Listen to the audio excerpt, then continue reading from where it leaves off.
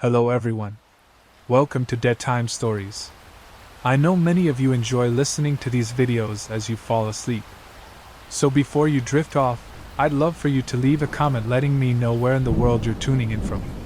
And if you're enjoying the story, don't forget to like and subscribe. Alright, now let's get comfortable, relax, and dive into tonight's story.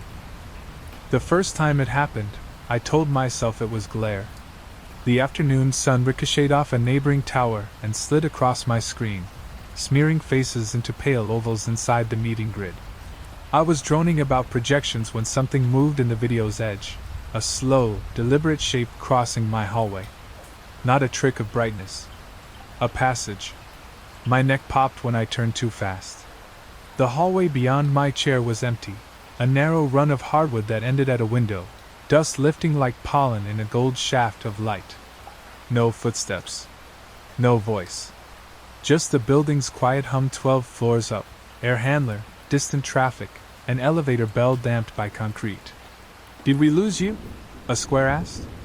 I forced a smile, kept talking, and tried not to look at the small self-view in the corner. A weight lodged under my sternum, a coin of cold that wouldn't melt. That night I did laps of the apartment like a mall cop, bedroom doors ajar, vanity mirror tilted, kitchen counters bare. The deadbolt felt confident beneath my thumb. I lived alone. Security downstairs recognized me by name and mood. Deliveries got logged with timestamps and faces.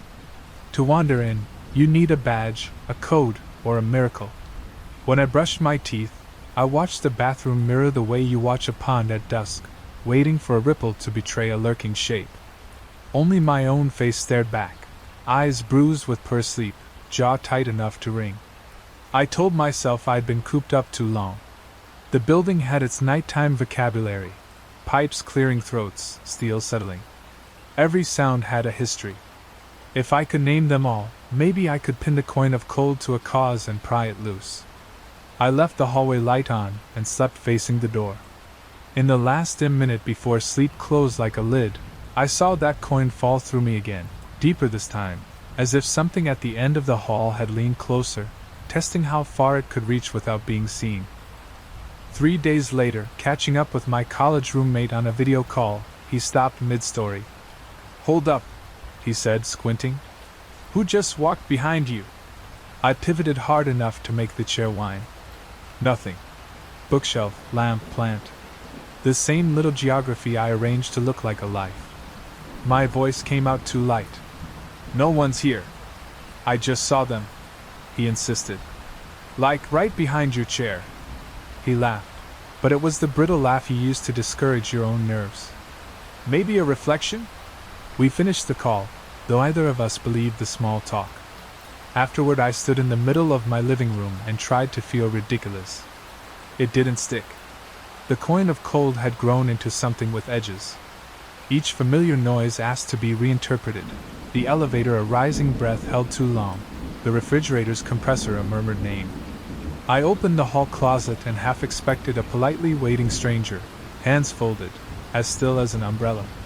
That night I heard the building in layers, the elevator dinged twice in the distance. A neighbor coughed. The water in my walls ran like a quick pulse. I counted seconds between them until the counting became a kind of prayer. The hallway stayed empty. The window at the end went from gold to steel, the city's lights winking out. At 2:10 a.m. I sat up, certain I'd heard footsteps over the HVAC. A long pause, then the soft click of my own throat. Sleep was a shallow lake. When I woke, sunlight made the floorboards warm. Normalcy tried to reclaim the edges. I let it a little. I had emails. I had a job that paid me to present confidence. But when I opened my laptop and the camera woke, I minimized my self-view with a speed that embarrassed me. The hallway lived in that little rectangle. The rectangle felt like a mouth. The first screenshot came a week later, from a gym friend who liked to narrate his life with emojis. "Nice upgrade." His text read, "Cry laughing face, paint palette." Attached, a screen grab from our short workout call, me mid-plank, a sliver of living room framing my sweat. And on the far wall, so obvious I didn't see it at first, hung the massive abstract I donated months earlier, oil storms of navy and umber churning inside a white frame. In the grab, it dominated the room, impossible to miss. I walked to that wall and laid my palm against the paint. White, cool, faint ghost rectangle if the light angled correctly. No hooks, no wire. The clock I'd hung in its place ticked like it had a microphone. I called him. "What do you mean, what photo?" he said. "I took it during the call. It was right there." "The painting," I said. "It's gone." Silence crawled through the line. "I'm looking at it," he said, confused. "Right behind you." I opened my laptop. In the small preview window, above my shoulder, the painting was back, lush, ridiculous, undeniable. But when I turned around, the wall was spare and white, time keeping neat and centered. I lifted my phone, took my own picture, stared at the result, clock only. I sent the photo.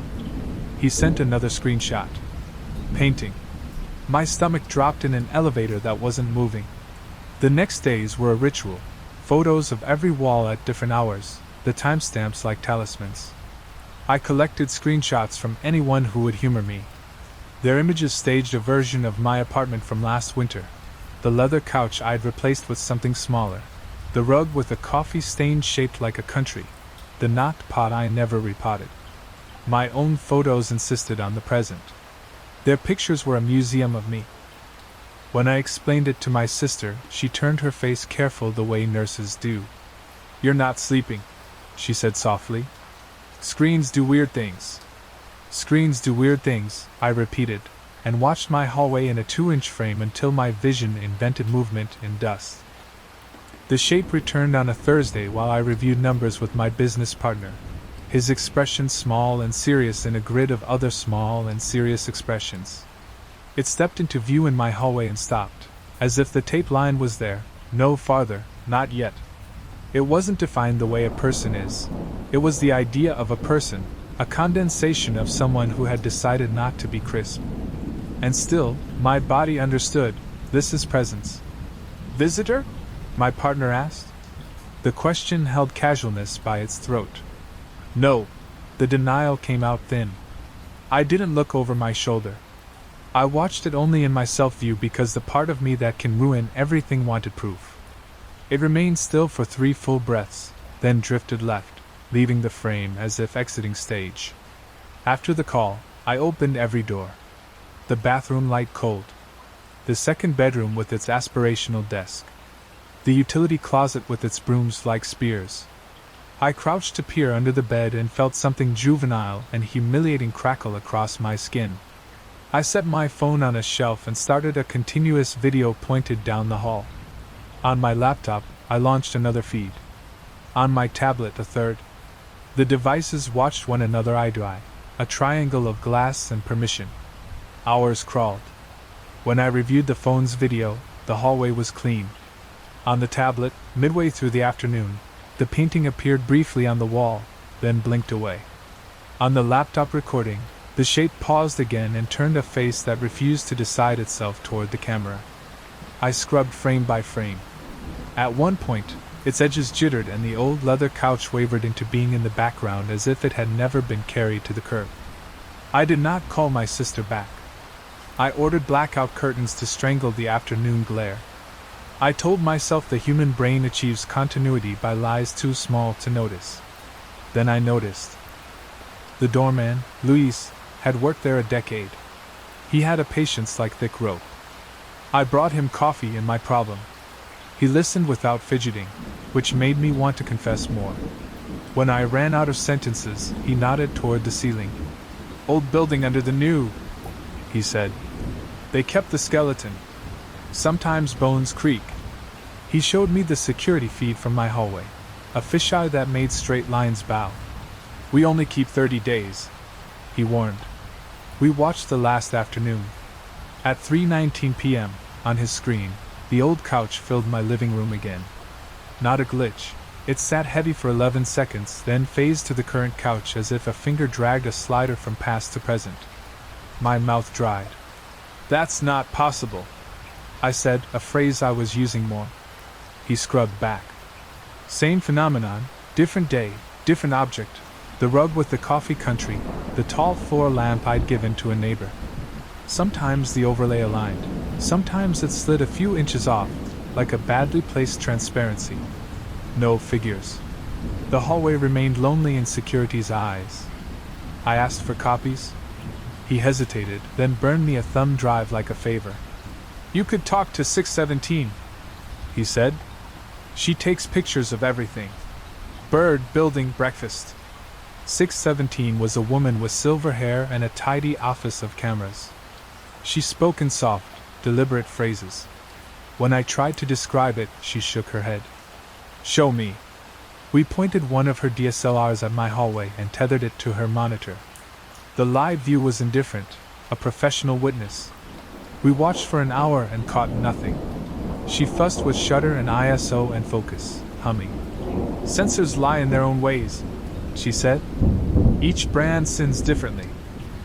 On the way back, the elevator paused too long on 18 with the doors open.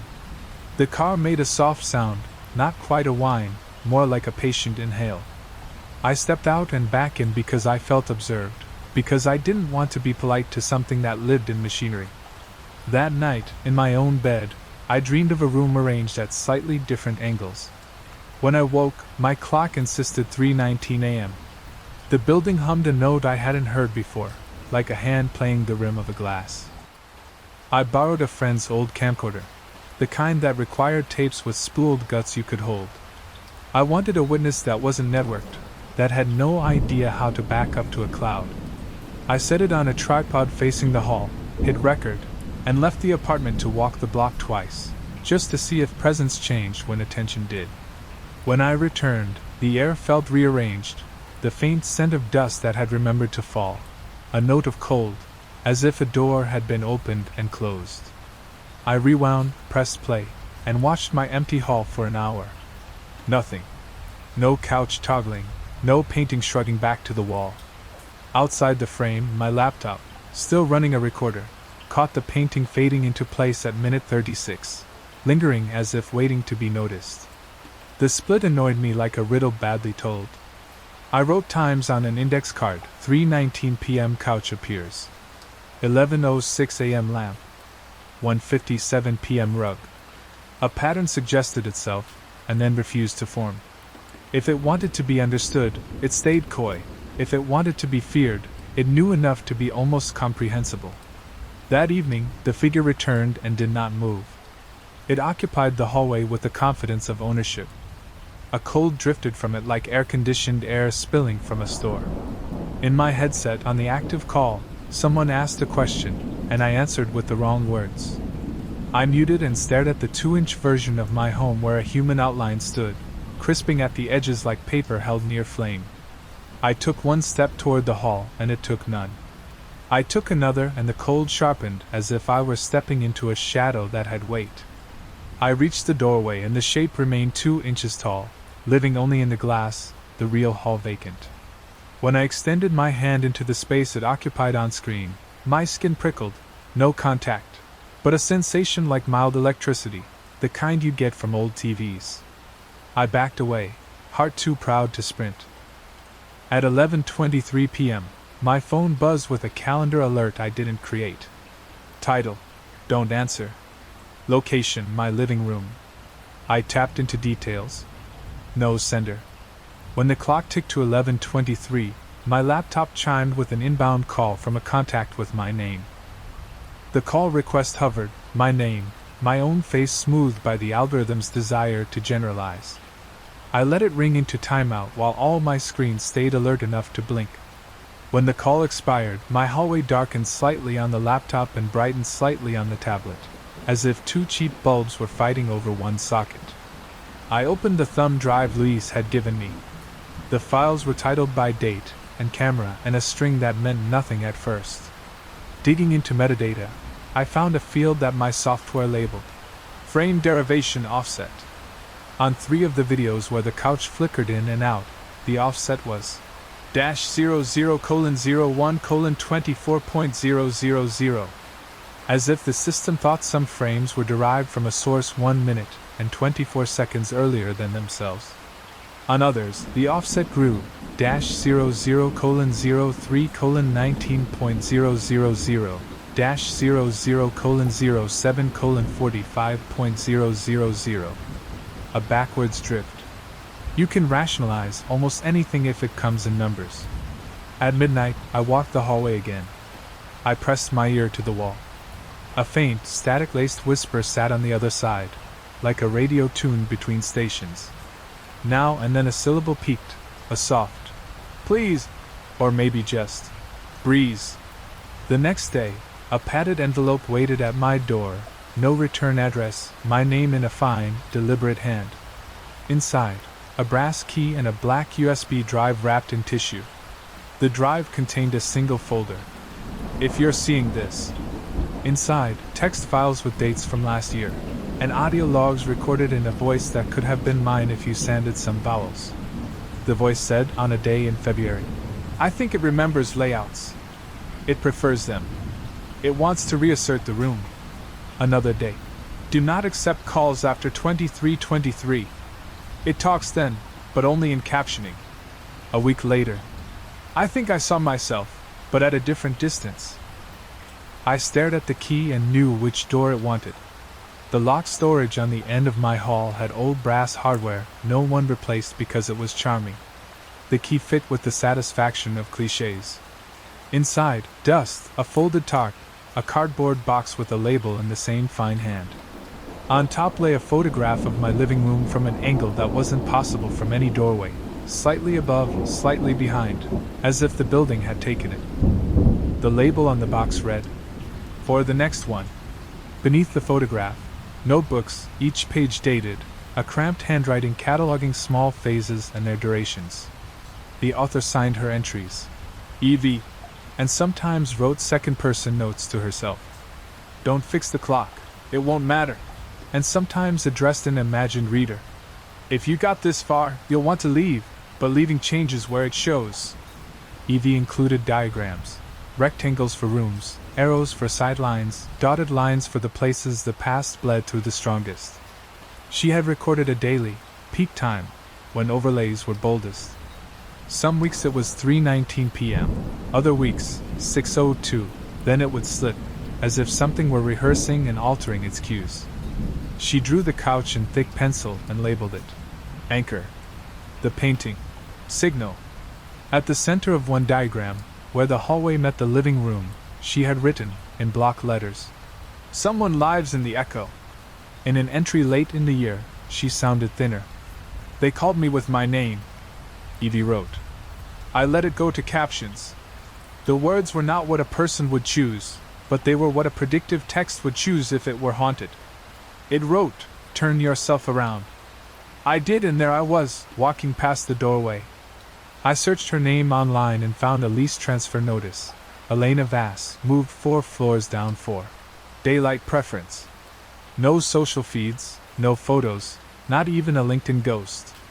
In building records she existed, then politely faded.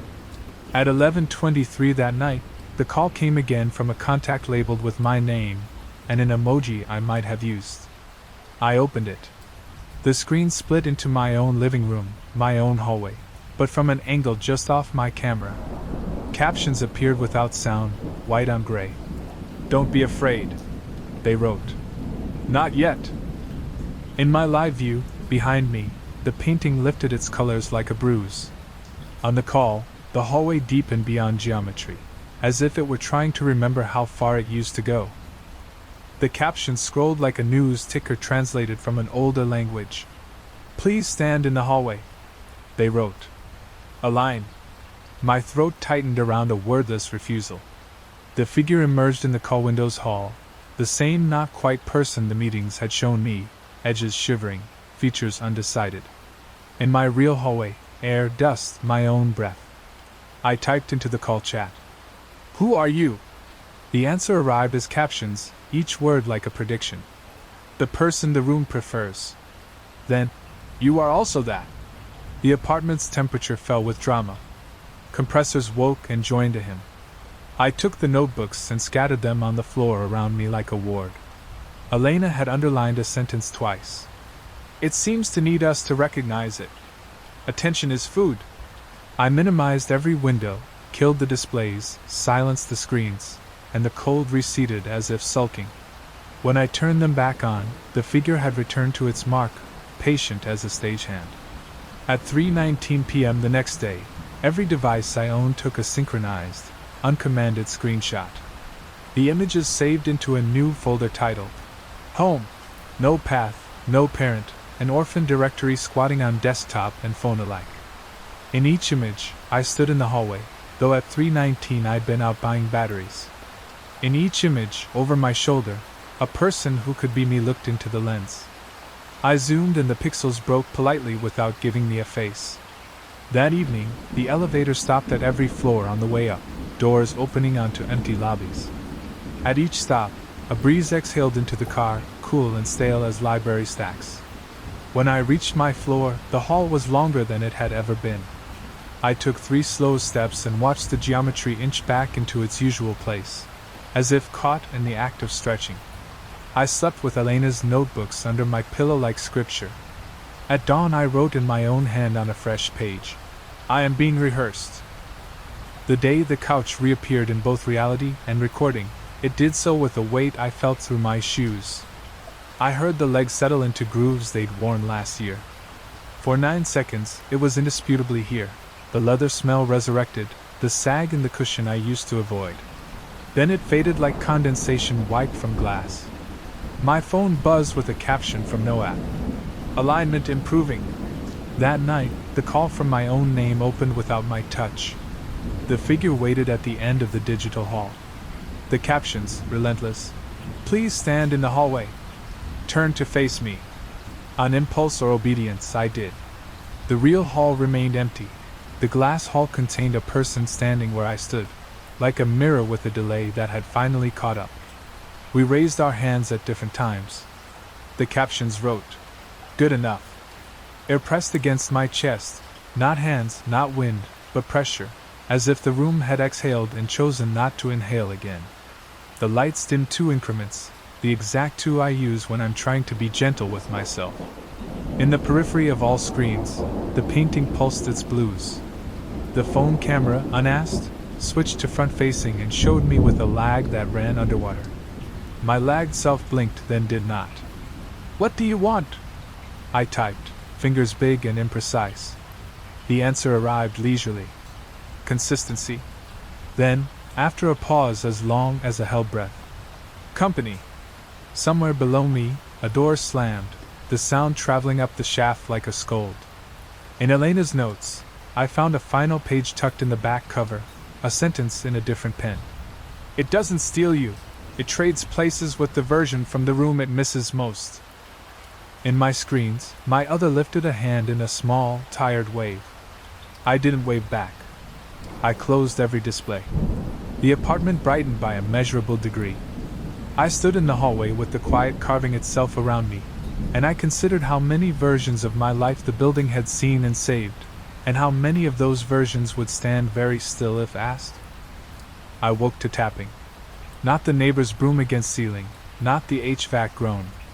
This was closer, beneath me, as though the parquet floor had sprouted knuckles. The sound came in pairs, 3 taps, pause, 3 taps again. I pressed my ear to the boards. Cold seeped through like stone. I whispered, "Stop," and the sound obeyed instantly, too obedient.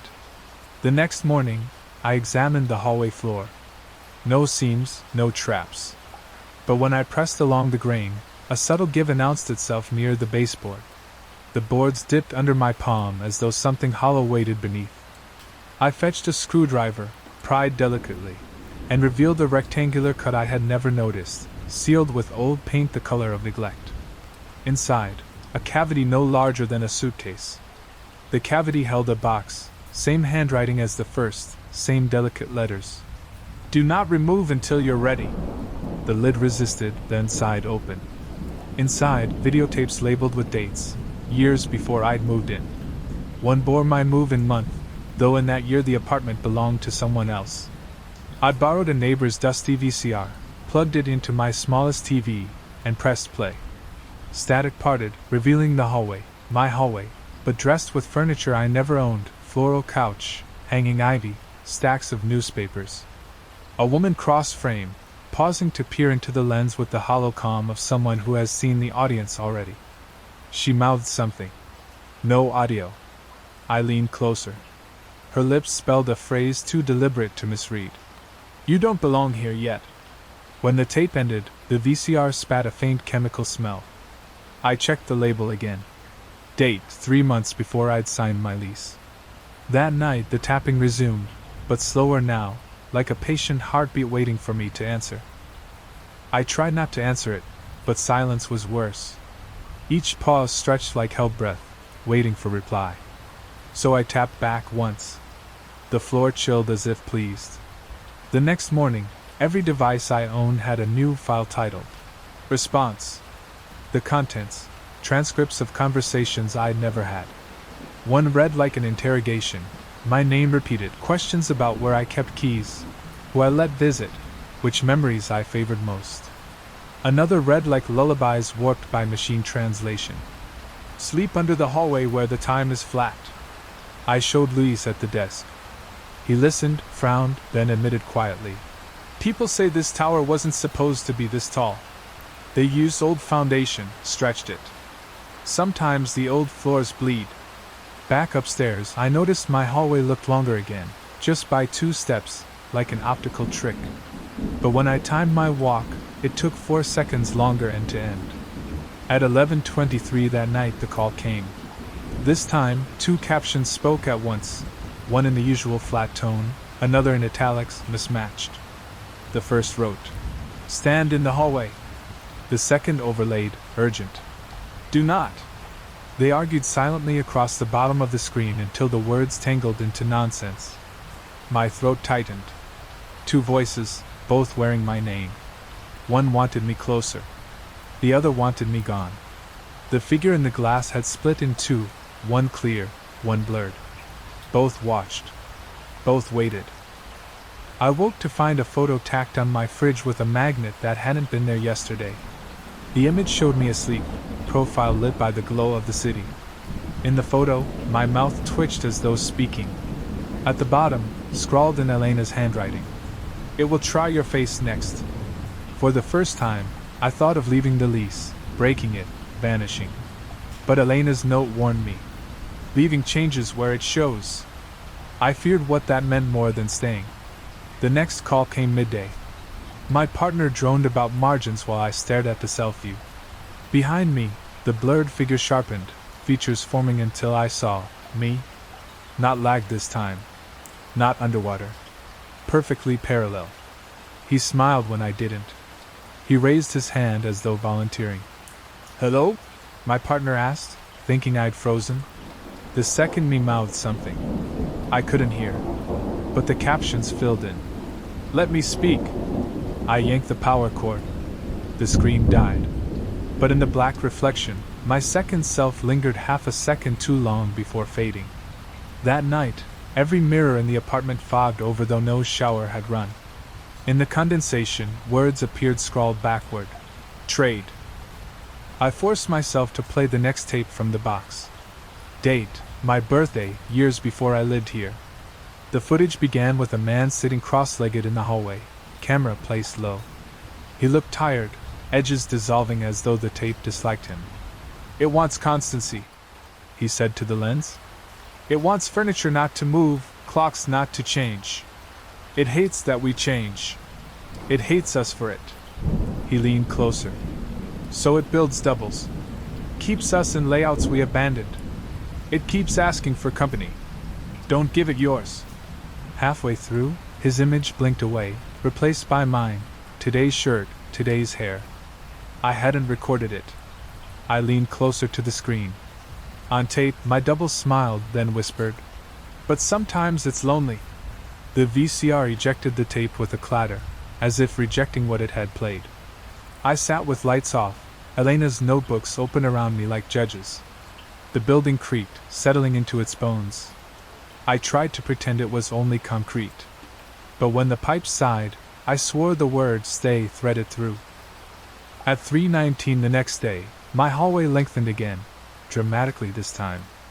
The end window shrank as if it had slid 20 feet away. I filmed it with my phone. On playback, the hall remained normal. But walking it took nearly a minute. By the time I reached the window, my lungs felt hollow, as though the air had thinned. Outside, the city looked distorted, buildings subtly rearranged, lights blinking in patterns I didn't recognize. For 1 second, I thought I'd crossed into a rehearsal space, one of the overlays Elena described. I backed away, step by slow step, and the hall shortened, snapping back to normal. On my phone recording, I saw only myself walking 8 casual paces. Nothing strange. That night, the tapping in the floor returned, louder now, demanding rhythm. 333. Then silence. Then 333. Like code. I refused to answer. But silence after each volley was so heavy, it felt like the apartment itself held its breath, waiting. I avoided the hall most of the day, keeping to the living room like an animal wary of its own den. When I finally left for groceries, the elevator doors opened to reveal someone already inside. A man, tall, shoulders squared beneath a charcoal coat. His face blurred like a bad photo, as though my eyes refused to focus. 23, I said, voice thin. He nodded without pressing the button. The doors closed. We ascended in silence. The floor indicator glitched. 7, 9, 11, 9 again. The hum of the car deepened to a groan. At 14, the man turned slightly, and in the brushed metal wall I saw his reflection, me, but with that blurred face, a smear where the mouth should be. The car stopped at 23 with a jolt. He didn't move. The doors opened on my hall, longer again, too long. I stepped out, forcing my feet to carry me. The doors slid shut behind. I turned back in time to see the reflection still staring, even as the man himself had vanished. Only glass and my own distorted shape remained. When I entered the apartment, the clock on the wall ticked backward for 3 minutes before correcting itself. I wrote the time in Elena's notebook. She had underlined a similar entry. Backward time equals someone else's arrival. That night, at 11:23, the call came again. My double filled the screen, clearer now, his face entirely mine. Captions. The hallway is long enough. Come. I powered down everything, but the words remained, glowing faintly in the dark like afterimage on the retina. The tapping turned to whispering. I pressed my ear to the floor and heard my own voice, delayed and hushed, reciting fragments of conversations I'd had months ago. My laughter, my sighs, my complaints about work, all sifted back to me like echoes leaking upward. I lifted the boards again, peered into the cavity. Empty. But the air inside vibrated faintly, as though another room lay below, unseen. Later, reviewing recordings, I noticed something new. When the painting appeared on the wall, it wasn't static anymore. The swirls moved, dark currents circling. In one frame, a pale hand pressed outward against the canvas, fingers long, smearing paint into waves. I threw a sheet over the wall, but on the next video call, friends insisted they could see the painting still, brighter, hung proudly. Elena's notes had a page. If you cover it, it bleeds through. It does not need permission. That night, the captions returned in the dark, scrawled across my phone without unlocking. Please trade. It will be kind. I set the device face down, but when I closed my eyes, the whisper rose from the floor again, my own voice, repeating softly. Say yes. Say yes. Say yes. Every clock in my apartment rebelled at once. The wall clock froze, its second hand shivering against the same notch. My phone skipped forward 6 minutes, then reversed 3. The microwave scrolled random digits. Time fractured like brittle glass. I pulled the batteries from the wall clock, but its hand kept trembling forward, tickless. I set it face down on the counter. When I turned back, the hallway clock had returned to the wall, perfectly hung, ticking evenly, as though I had never touched it. At 3:19 a.m., I woke to the smell of ozone and burnt wires. The hallway stretched again, impossibly deep. At its far end stood a figure with my face, but its movements lagged, each gesture repeating in fragments. I lifted my arm. He lifted his a second later. I lowered it, he repeated again, always delayed, always a step behind. The captions appeared on the walls themselves, words scrawling in pale light across the paint. Do not fall behind. I stumbled back into the bedroom, slammed the door, and pressed my weight against it. My laptop screen, though shut, glowed faintly. The image on it was not me, not exactly. It was my delayed twin, grinning a second too long. When I woke at dawn, every clock in the apartment had reset to 11:23. The next tape in the hidden box bore no date, only a single word scrawled across its label: names. I hesitated, then pressed play. Static cleared to reveal the hallway again, empty. After a long silence, captions appeared at the bottom of the screen, white letters burned into the tape itself. Victor. Then another name. Elena. One after another, names filled the bottom until the screen crowded with them, layered, overlapping, suffocating the frame. My name appeared last, bold, lingering longer than the rest. Then, quietly, a new word I'd never seen. Next. The tape ended with the sound of breathing, slow, steady, too close to the microphone. I shut off the VCR, but the names lingered, faintly glowing on the dark screen, burned into the glass like afterimages. That night, as I tried to sleep, I whispered my own name aloud, just once, to remind myself I still owned it. From the hallway came a soft reply, same cadence, same pitch, my voice calling back. By morning, I couldn't avoid the bathroom mirror. Sleep crusted my eyes, my throat raw from clenching. I turned on the light, and froze. My reflection wasn't aligned. It stood a fraction to the left, pupils catching the glow at an angle mine didn't. When I raised my toothbrush, it lagged, then smiled when I didn't. I dropped the brush. It clattered into the sink. The reflection leaned close, breath fogging the glass. Across the mist, letters appeared backward. Almost. I stumbled back. The mirror cleared, showing only me, bleary and shaking. I covered it with a towel, but within minutes, the fabric grew damp as though condensation bled through. Later that day, while pacing the living room, I noticed the reflection in the dark TV screen again. My second self waving with calm patience, lips moving. No captions this time. Just silence, my double-mouthing words I couldn't hear. When I unplugged the TV, the glass stayed faintly lit, as though it remembered him. I wrote in Elena's notebook.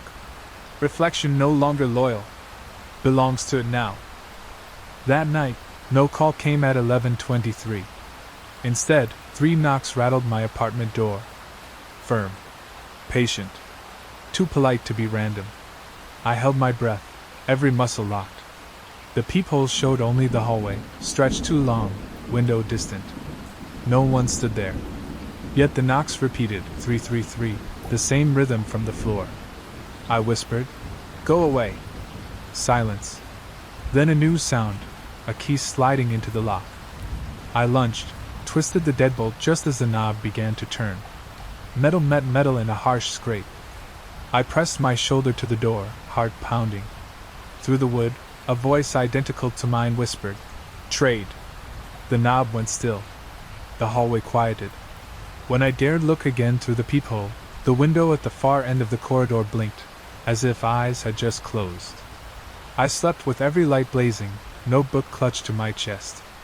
In my dream, the hallway wasn't mine anymore. It was a corridor of mirrors, each one reflecting a version of me knocking patiently on a door that would never hold forever. By morning, exhaustion felt like an extra skin I couldn't peel off. I brewed coffee, though the taste slid bitter as metal. When I carried the mug into the hallway, I froze. Every step I took echoed twice, as though another pair of shoes followed a half-beat behind. I turned quickly, nothing. Yet on the far wall, just above the baseboard, a faint outline shimmered, like a doorway painted over.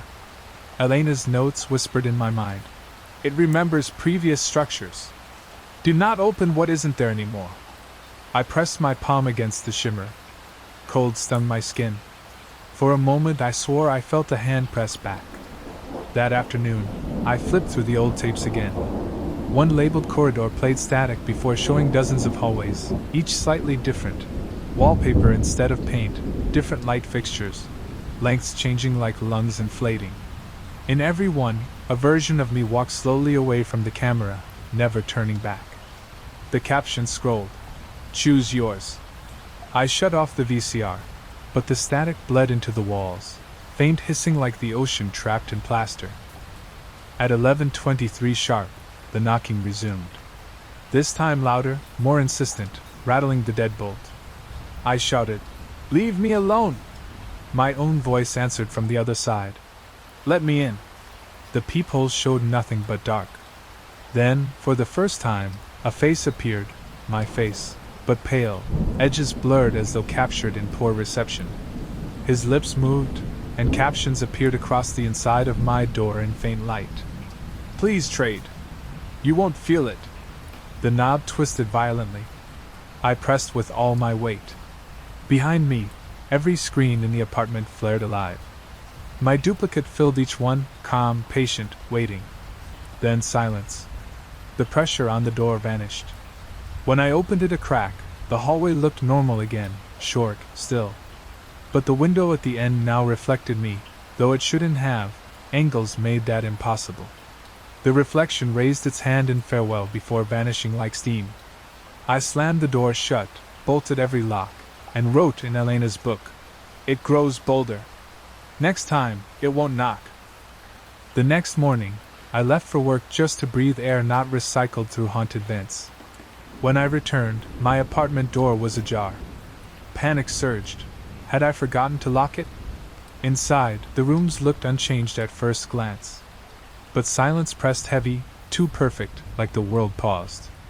I checked every corner, heart pounding. Then I saw it. My belongings had shifted half an inch. The books on the shelf aligned differently. The kitchen chair angled toward the hall. Even the clock's tick had slowed, stretching each second into two. In the bedroom mirror, my reflection was gone. The glass reflected only the room, bed neatly made, but no me standing in front of it. My breath fogged nothing. My absence frightened me more than any double. I stumbled back, snapping photos with my phone. In each, I appeared normal, but the background betrayed me, the leather couch restored, the old rug, Elena's painting hanging proud. Screens and photos refused to agree. Elena's notes whispered from the floor where I dropped them. "Eventually, it makes the apartment hollow. You're the last thing to vanish." I slept in the hallway that night, back against the door, unwilling to face a mirror that no longer held me. At dawn, paper scraped across the floor. A letter slid under my door, cream-colored, folded twice. On the outside, in neat script, "For occupant 23. Inside, a message written in my own handwriting. "Stop resisting. The more you refuse, the longer the rehearsal lasts. If you trade now, you'll wake up where you belong, in the version of the apartment that wants you. Time will stop splitting. The figure will become you, and you will become home." At the bottom, another line in smaller text. "Elena said no? That's why she still wanders." I checked the hall, empty. But taped to the far window was a Polaroid. I crossed the stretch, peeled it off with shaking hands. The photo showed me opening the door, stepping out, smiling. Yet I hadn't done that. When I turned back, my own apartment door was gone, replaced with smooth wall. Only when I blinked did it reappear, fragile, like a drawing fading under eraser. The caption shimmered faintly in the air above the knob. "Choose." That evening I couldn't bring myself to touch the door again. Instead, I drifted to the window, needing proof the world outside still held shape. But the skyline looked wrong. Towers leaned at odd angles, blinking lights formed constellations I didn't recognize. I pressed my forehead to the glass. My reflection appeared faintly, except it didn't mimic me. Its mouth moved, whispering words I couldn't hear. Then its hand rose and tapped on the inside of the glass, 333. The window vibrated under my palm. I staggered back, heart hammering. On the coffee table lay one of Elena's tapes I hadn't touched. Its label read simply, "Window." Against better judgment, I played it. The tape showed a man staring out the same glass, city distorted. Behind him, Faint shapes pressed against the reflection from the other side, figures crowding, silent, patient. The caption scrolled. Once you look long enough, they look back. I shut the tape off, threw it back in the box. But when I glanced at the window again, condensation had bloomed across it, words scrawled backward in a hand I knew too well. Trade soon. The next morning, I opened my bedroom door and found only wall. The room was gone. No bed, no dresser, no window. Just smooth plaster where the doorway should be. I panicked, checking the rest of the apartment. The kitchen remained, though smaller, counter-pressed closer to the opposite wall. The second bathroom shrank to a narrow closet. My home was dissolving piece by piece. I clutched Elena's notebook. One page leapt at me. Rooms vanish when you've resisted too long. The building makes fewer options until the trade is inevitable. By noon, the living room tilted slightly, floor slanting toward the hall. Pictures friends sent during video calls still showed everything intact. The bed, the furniture, the life I swore existed. On my side, reality narrowed. At 3:19, the figure appeared again in the hallway camera feed. This time, there were two, one blurred, one crisp. Both versions of me, waiting patiently, as if rehearsing for which would take my place first. I whispered into the empty apartment. Not yet. From beneath the floor came my own voice answering. Soon. I taped the deadbolt, stacked chairs against the door, convinced barriers mattered. At 11:23, no knock came, only a soft scratching at the keyhole. I bent close, breath held. An eye stared back, unmistakably mine. It blinked once, slow, deliberate. I stumbled away, dragging the chairs tighter. When I dared look again, the keyhole was dark, but faint light pulsed through, like a heartbeat on the other side. Sleep took me in fragments. Each time I drifted, I woke to whispers echoing from the door. You are already here. Let us in. I pressed my phone against the peephole to record. Reviewing later, I saw myself standing in the hall, head tilted, smiling faintly. Behind me, the corridor stretched impossibly far, filled with dozens of doorways. On each door hung a placard, 23. Elena's notebook had a final scrawl across one page.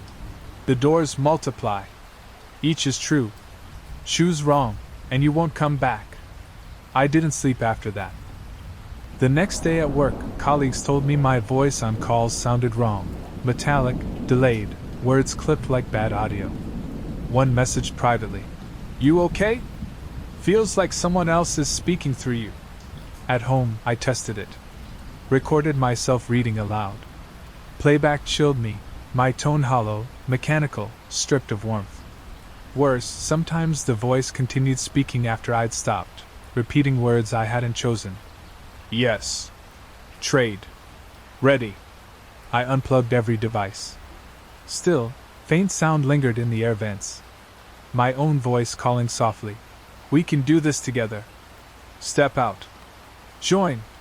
When I screamed back, the apartment responded in echoes not mine. The walls vibrated with laughter in my cadence, layered and warped. By nightfall, even my breathing sounded borrowed. I covered my mouth with both hands, terrified that if I exhaled, something else would inhale through me. At 3:19 a.m., my laptop powered on by itself.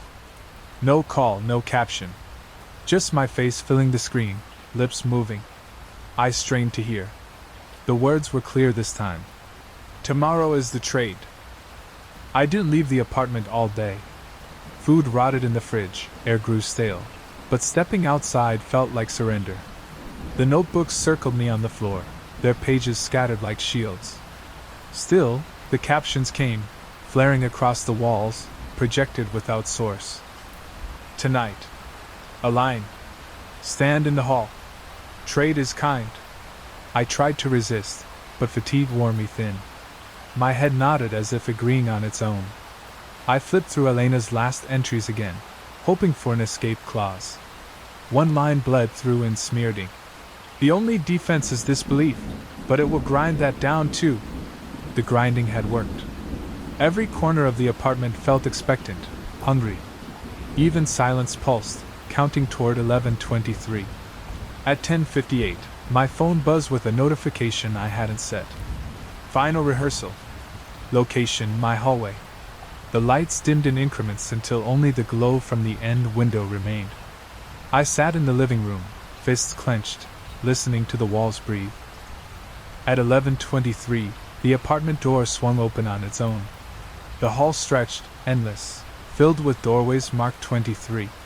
From each stepped a version of me, slightly altered, older, younger, dressed differently, eyes wrong. They lined the corridor like an audience, silent, waiting. One step forward, the clearest double yet. His smile matched mine. "It's time," he said, though no sound reached my ears. Caption scrolled across the air itself. "Stand here. Become home." I shook my head, pressed back against the wall. The double swayed, patient. My devices powered on simultaneously, each showing me already standing in the hallway, calm, compliant. The contradiction made my head spin. I covered my eyes. When I lowered my hands, I was already at the hall's threshold. I hadn't moved, but the apartment had shifted, placing me where it wanted. My double extended a hand. Behind him, the corridor pulsed deeper, filled with whispers of my own voice repeating, "Yes. Yes. Yes." And though I tried to resist, my body leaned forward, feet dragging across the boards toward him. My bare feet touched the seam between apartment and hallway, and the air shifted. Cold, thick, as if crossing into water. The doubles lining the endless corridor leaned closer, expectant, their faces like mine but tinged with small wrongness, eyes too wide, smiles stretched, gestures stuttering. The leading double extended his hand again. My chest tightened with dread, but my own arm lifted against my will, inching forward. The captions shimmered above us in pale, broken letters. "Alignment complete." Then, interference. A sharp buzz in my ears, like a radio struggling for signal. A new caption scrawled violently across the others. "Not yet." The doubles recoiled, heads tilting in unison. The leader's face blurred, reforming, glitching between my features and Elena's. I gasped, yanked backward. Somehow, I was back inside the living room, floorboards warm beneath me. The door slammed shut, rattling in its frame. Silence rushed in, heavy, disappointed. On the nearest wall, fresh words appeared, written in moisture. She interrupted. "She still walks." I turned to the notebooks. Elena's final entry shimmered faintly under the lamp, as though ink alive. "If I save you once, I cannot save you twice." The next day, I noticed fine cracks spreading across the walls, branching like veins. From within, a faint glow pulsed. When I pressed my ear close, whispers slithered through, countless versions of my voice, layered, speaking fragments of different days. One crack widened enough to glimpse movement, a sliver of hallway running parallel to mine. In it walked another me, gaunt, eyes hollow, lips mouthing words I couldn't hear. He stopped, turned, and pressed his hand against the inside of the crack. The wall vibrated under my palm. A caption flared across my phone, though it was powered off. "Switch now. He is ready." I stumbled back, but the cracks followed, webbing across ceiling and floor. Every surface threatened to split open into corridors stacked like mirrors. Elena's warning echoed in my head. "Rooms multiply until you forget which is yours." When night came, I found myself afraid not of the hallway but of the walls themselves, every crack an invitation to slip into a version of life that wasn't mine. I sealed them with tape, plaster, even furniture pressed against plaster. But in the dark, I heard the gentle scratching of fingers tracing their way through, waiting for the trade to resume. By the third night, the cracks whispered in chorus.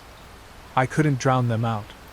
Even with headphones blaring static, their voices threaded through, mine, Elena's, strangers I didn't know. They recited details from my life with unnerving precision, childhood memories, private thoughts, things I had never spoken aloud. When I tore the tape away and pressed my eye to the widest crack, I saw a procession of doubles moving in rhythm, as if rehearsing a play. Each version of me carried a piece of furniture, couch, rug, lamp, and arranged them into layouts my apartment had long forgotten. At the center stood the painting, swirling, its colors alive. One double turned abruptly and looked straight through the crack at me. His mouth stretched into a grin too wide, teeth overlapping like broken keys. The whispers crescendoed. Switch. Switch. Switch. I stumbled back, hard hammering, and slammed a dresser against the wall. The wood groaned as if resisting, but the whispers pressed through anyway. In desperation, I opened Elena's tapes again. One marked floor showed her kneeling over the same cracks, whispering, "They want continuity. They want you to finish what others left undone." Her eyes lifted to the camera, pleading, "Don't listen. But don't ignore either. Attention is their air." The screen went black. Then, faintly, my name, whispered in unison.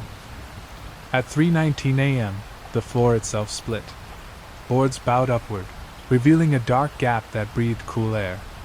Against reason, I leaned close. Inside, another hallway waited, narrower, darker, lit only by the glow of that cursed painting hanging at its end.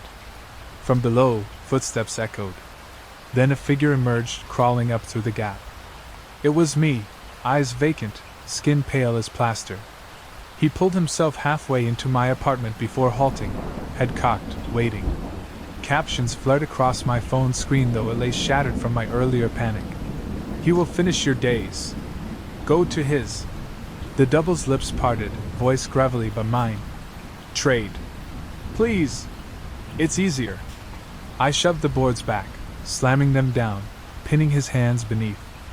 He didn't resist, only smiled faintly as the cracks sealed themselves with a hiss. Silence followed, heavy, accusing. I collapsed on the couch, shaking, Elena's notebook clutched to my chest. One line burned into my thoughts. "When the corridor opens beneath, you are almost done." Sleep dragged me under. In my dream, I walked that underground hall willingly, my double locking the boards above me with calm finality. I woke to find the floorboards warm beneath my feet, as if something alive pulsed below.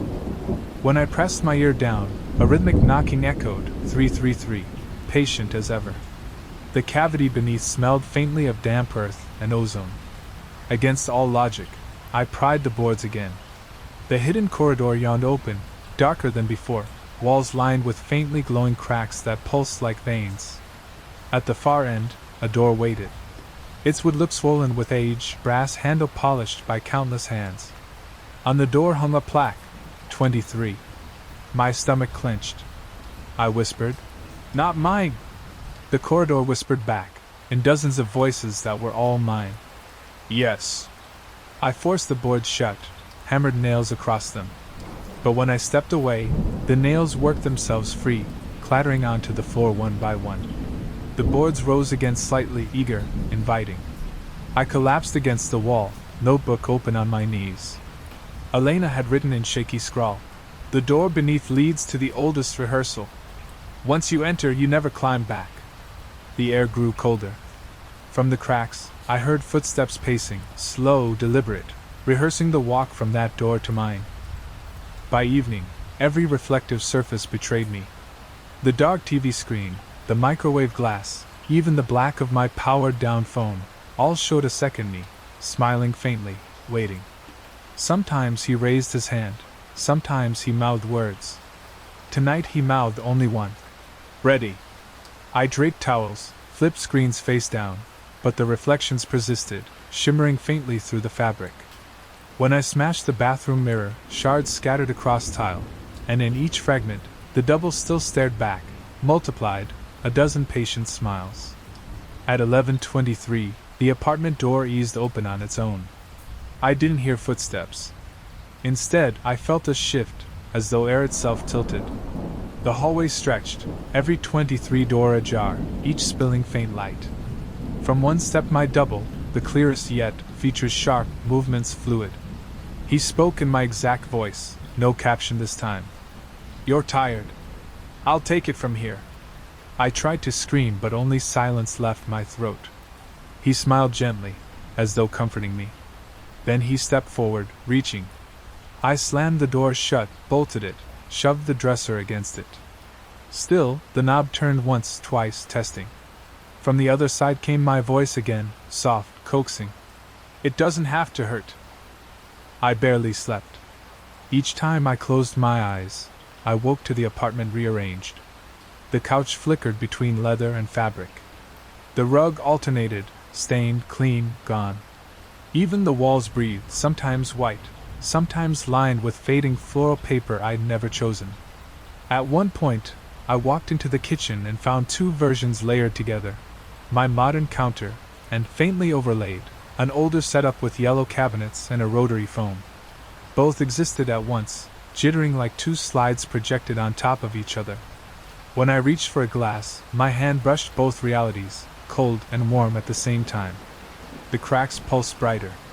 Through them, I saw other versions of me moving about their own kitchens, unaware or unwilling to acknowledge me.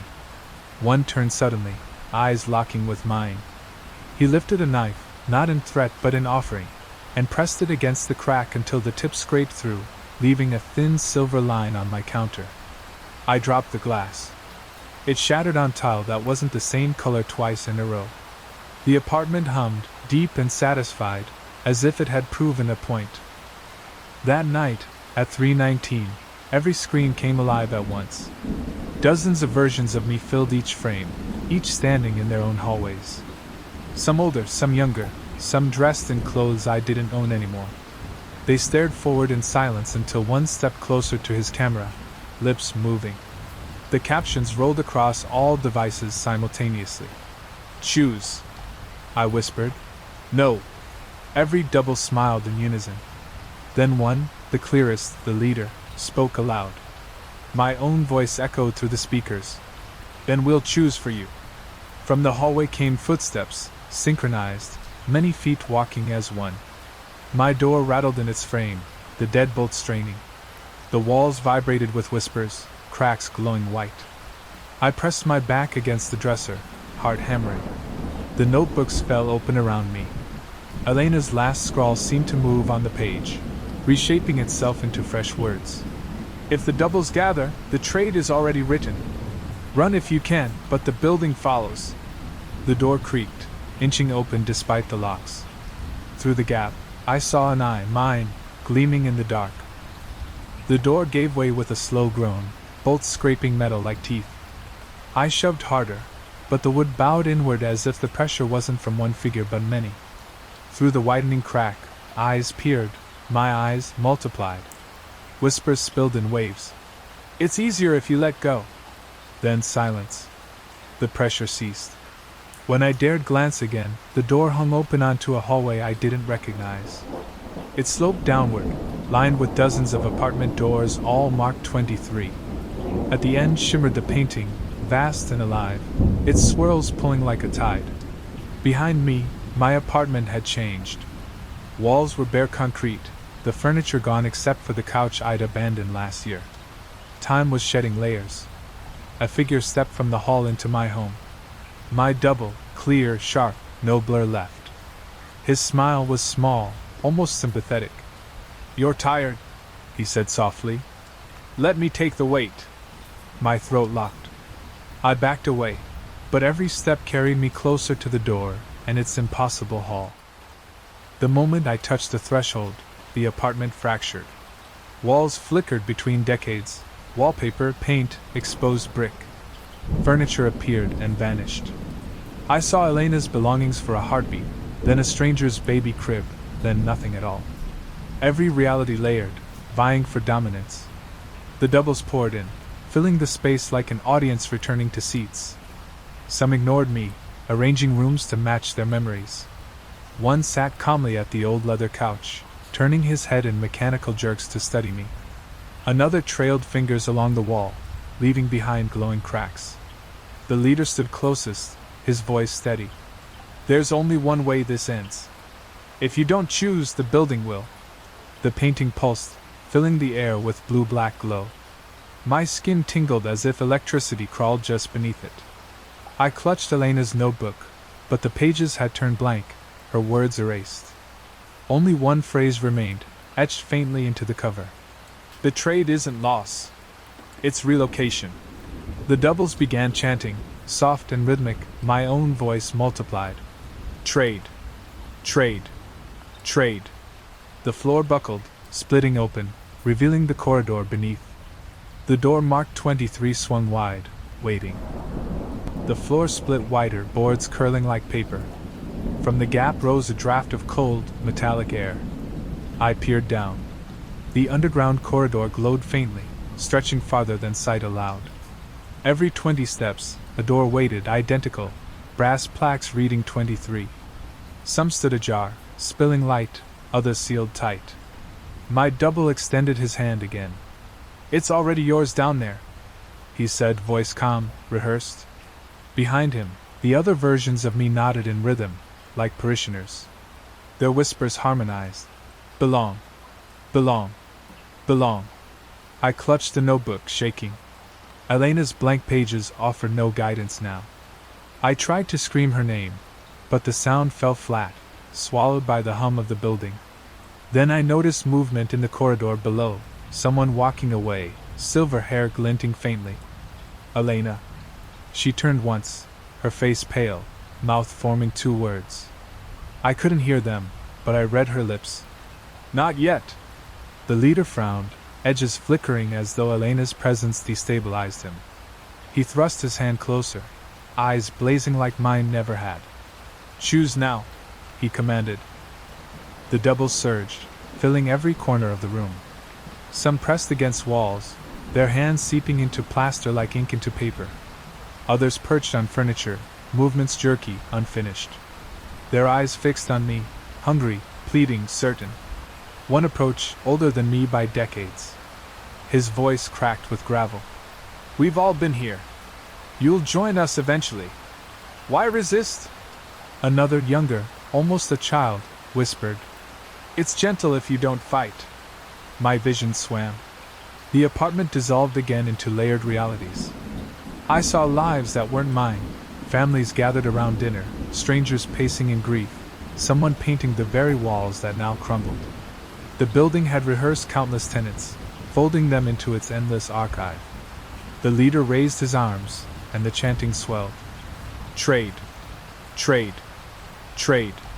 From beneath the floor, the door marked 23 swung wider, glowing as though lit from within.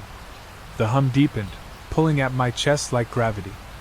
For the first time, I felt the weight of surrender, how easy it would be to step forward, let one of them take my place, and vanish into some corridor where I'd no longer resist. But a fragment of Elena's voice echoed in my mind, faint but sharp. "Attention is their air. Starve them." I shut my eyes, clutching the notebook, refusing to look. I shut my eyes tight, pressing palms over them until stars burst. The chant faltered. My doubles hissed, voices thinning. I whispered to myself, over and over, "You're not real. You're not real." Each repetition felt like driving a nail. The apartment reacted violently. Walls cracked wide, vomiting dust. The smell of ozone thickened. The doubles snarled in unison. "Look at us." Their voices weren't pleas anymore. They were commands, sharp enough to rattle my bones. I forced myself blind, staggering through the room by memory, counting steps. The couch flickered beneath my hand, leather, then fabric, then gone. I didn't care. I refused to witness. Behind me, the leader's voice split into static. "You can't starve what's already inside you." The air pressed against my back like a wall of water, urging me toward the glowing door below. I clenched the notebook tighter, repeating Elena's words like a prayer. The chanting fractured into screams.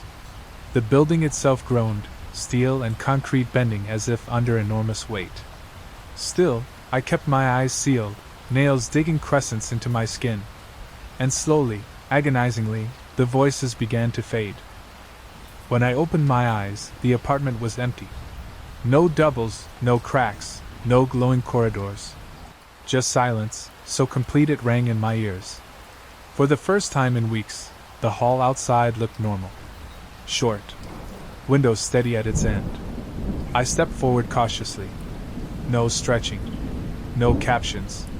No echoes of my voice. Inside, the walls were bare, clean. The painting was gone. The clock ticked evenly, obedient to time. My reflection returned to the bathroom mirror, tired, pale, but mine. It felt unreal, a set scrubbed clean after the actors had left. I waited for the tapping, the knocking, the call at 11:23. None came. Only silence. I collapsed onto the couch, fabric, not leather, and slept for the first time without interruption. But in the dream, I stood in the underground corridor again. Dozens of doors marked 23 stretched in both directions. Behind one, whispers leaked, low and patient. "He thinks he won." When I woke, the clock read 11:22. My chest tightened. The silence was too perfect, balanced on a knife edge. I knew, deep down, the rehearsal wasn't over. It was only waiting for the next cue. All day I drifted through the apartment, waiting. Every creak of the pipes, every hum of the vents sent shivers crawling along my skin. I tried to distract myself with ordinary tasks, washing dishes, answering emails, folding laundry. But the silence clung to everything like film. It wasn't absence. It was anticipation. At 3:19, nothing happened. No stretching hallway, no overlay of past furniture. The stillness unsettled me more than the chaos. My phone stayed dark, my laptop inert. Even the shadows fell too neatly, as though staged. I flipped open Elena's notebook again. Blank. Every page wiped clean, even the cover. The book felt heavier now, as if weighted with things unseen. By nightfall I sat in the hallway, back to the door, staring at the window at its end. The city lights blinked as usual, but I couldn't shake the feeling they blinked in patterns, signaling. I whispered, "I won't play anymore." The window fogged faintly, though the air was dry. Across it letters traced. "Yes, you will." The clock struck 11:23. My heart stuttered. Still no knock. No call. Just a low vibration building under the floor, deeper than before, steady as a pulse. The vibration swelled until the boards trembled beneath me. I stood, fists clenched, refusing to run. With a sound like splitting stone, the far window shattered outward, but instead of night air and skyline, another hallway stretched beyond, longer than any before, vanishing into dark. One by one, doors marked 23 lit up along its length, each spilling a wedge of pale light. From each doorway stepped a version of me. Not blurred, not partial, perfect copies. Dozens, then hundreds, filling the hall in both directions. They stood in silence, watching. The leader stepped forward, calm, deliberate. His eyes held no malice, only inevitability. "The pause was for you," he said, voice rich with mine. "Now we finish." I gripped the useless notebook. "I won't." He tilted his head, smile faint. "You already are. Every time you dream, you rehearse. Every time you doubt, you open another door." The chorus behind him whispered in unison. "Trade." The new hall pulsed, drawing me forward like tide. My feet inched toward the broken window. Those shards lay scattered, glinting with the glow of infinite doors. The leader extended his hand again. For the first time, I felt my own hand twitch in answer. I forced my hand back to my side, nails cutting skin, but the doubles only smiled. The leader stepped closer, glass crunching under his shoes though his body left no weight behind. "Why struggle?" he asked. "You're exhausted. Let us hold your days. You'll wake in a place where none of this matters. No cracks, no voices, no rehearsals." Behind him, 100 versions of me nodded in agreement. Some looked relieved, others serene, all bearing the same quiet certainty. Their chorus filled the air. "It's peace. It's peace. It's peace." The notebook trembled in my hands. Pages fluttered as though a hidden draft turned them. On one, faint words reappeared. Elena's handwriting clawed through the void. "Peace is only forgetting. They want you emptied." I shouted. "No!" My voice cracked. For a moment, silence fell. The doubles tilted their heads, studying me as if I were an insect pinned for observation. The leader's smile thinned. "Then choose a door," he said. "Not surrender, selection. One of these is yours. Walk through, and the rehearsal ends." The corridors shimmered, each 23 glowing brighter. My pulse thundered. 1,000 possibilities, none of them mine. I stepped closer to the shattered window, peering into the corridor. Every door hung open, revealing fragments of lives, a kitchen with a family I never had, a study filled with books I hadn't written, a bedroom with a partner I'd never known. Each scene tugged at me, tempting, offering. The doubles murmured encouragement, their voices weaving into a net. This one. Or that one. Any is better. End it. Choose. But Elena's faint scrawl whispered in my mind. Attention is their air. Choice is their trap. I forced my gaze away, staring instead at the broken glass underfoot. Blood welled where shards cut my skin, bright, real. The pain anchored me more than any notebook. The leader frowned, sensing my refusal. If you won't choose, the building will. His voice dropped, almost kind. It already has.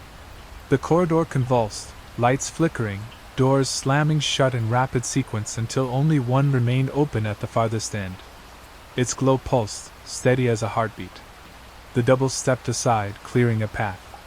The leader extended his hand once more, patient, inevitable. Walk.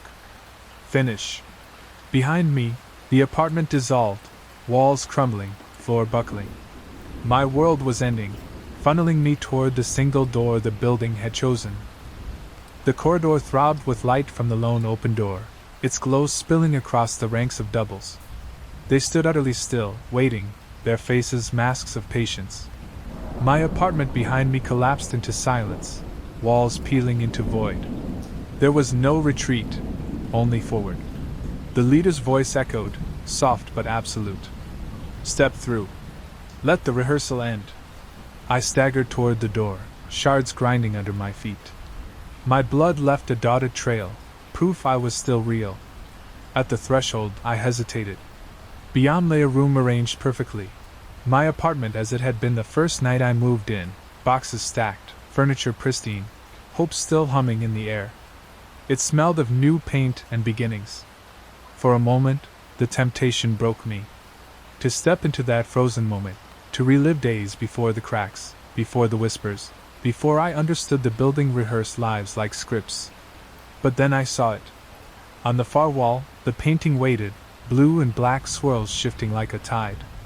And within it, faint outlines of faces pressed outward, blurred, suffocating. My own among them, countless times over.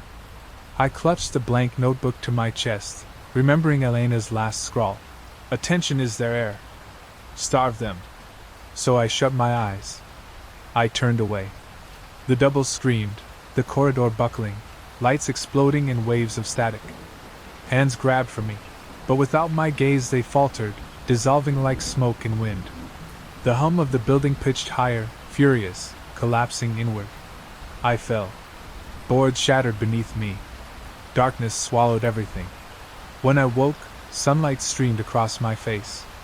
My apartment was whole, quiet. No cracks, no doubles, no painting. Only silence, heavy and perfect. I checked the clock, 7:42 a.m. normal. The mirror reflected me alone. Relief came sharp and bitter, almost disbelief. But as I left for work, I passed Luis at the desk. He looked up, smiled faintly, and said, "Morning, Elena." The pen slid from my hand.